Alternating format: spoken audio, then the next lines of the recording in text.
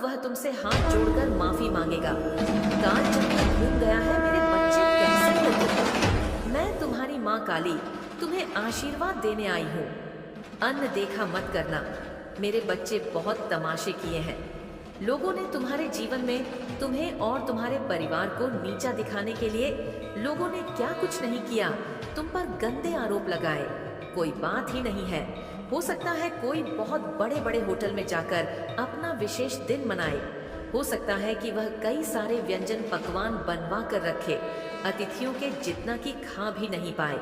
कभी कभी तो ऐसी स्थिति भी हो जाती है कि वह सारी व्यंजन जो थाली में आती है वह फती भी। लेकिन तुम्हारा उससे कोई तुलना नहीं है। तुम्हारे पास ना जितनी राशि है, जितने का तुमने जो सोचा है, तुम बस वह खिलाओ। तुमने एक मिठाई ही बस खिलाने का सोचा है, ना तो वही खिलाओ, वही जलसा, वही उत्सव।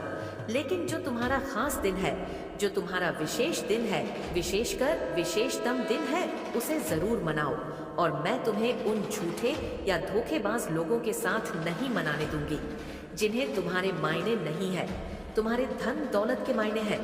मैं इस बार ना सच्चे दरबारियों के साथ, जो मेरे दरबार के सच्चे हीरे कोहिनूर मोती है ना, उनके साथ तुम्हारे विशेष दिन का यह विशेष उत्सव मनवा ऊंग अड़ प्रशंसा। अकेले मत खाओ। आज को सब यह देखते हैं ना कि तुम पहले जिस स्थिति में थे उससे कहीं बेहतर आज हो गए हो।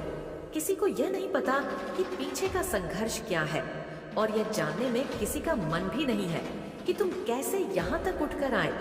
पर निश्चित ही जहाँ से उठकर आज जहाँ तक आए हो, जो बाहर से प्रसन्न प्रतीत होते हो, इसके पीछे का राज लोग जानना चाहते हैं।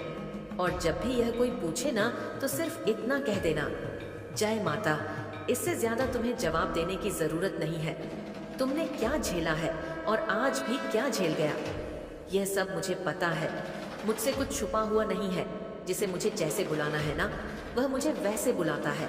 कोई तंत्र का प्रयोग करता है, कोई मंत्र का प्रयोग करता है, और कोई सिर्फ माँ कहकर पुकारता है। तुम यह मत कहो कि वह सही है, वह गलत है। सबकी अपनी अपनी विधि विधान है। और पता है क्या, तुम सबके पीछे की मानसिकता भी अलग है ना। मेरे किसी भक्त से डरो ना, मेरे किसी भक्त के प्रति अपने मन में कोई बुरे विचार रखो। हो सकता है किसी के पूजन का तरीका तुम्हें बहुत गलत लगता हो, लेकिन जब तुम उसकी पुरानी बातों के बारे में पूछोगे ना, या कभी फुर्सत मिला जानना चाहोगे ना, तब तुम्हें समझ में आएगा कि दरअसल वह व्यक्ति भी गलत नहीं है, वह भी सही है। जो मुझे स्वीकार्य है वही मेरे दरबार में है, अन्यथा कोई एक पल टिक सकता है।